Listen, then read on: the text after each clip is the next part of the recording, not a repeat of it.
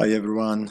The gel image shows the results of 5 different restriction enzyme digests of samples of both genomic DNA and plasmid DNA from a cloning experiment. 5 samples, and next to it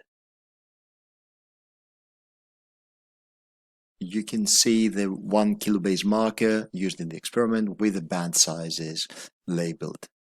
The question is to indicate the type of DNA in lanes 2 to 6.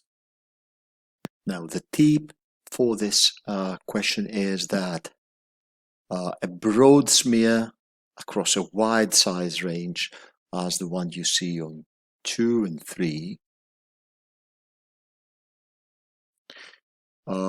is typical of genomic DNA fragments after shearing or restriction digest. So these are genomic DNA.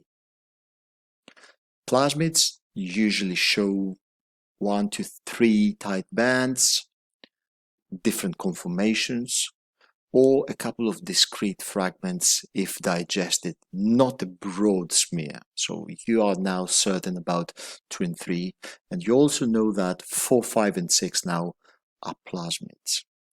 Now, recombinant plasmids and non-recombinant plasmids now, which ones are which?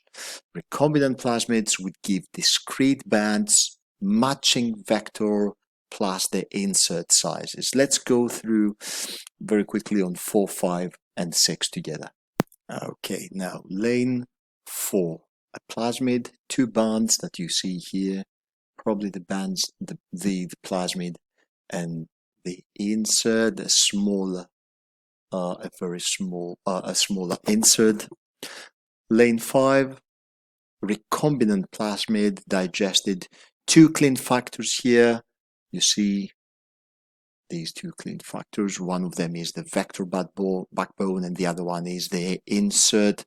That shows that the insert is present. So this is recombinant plasmid,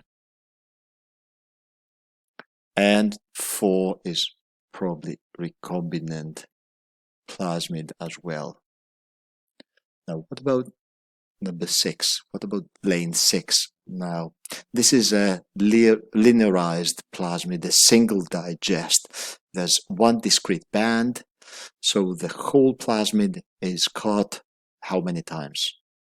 Just 1. A circular plasmid cut once, opens, and becomes linearized.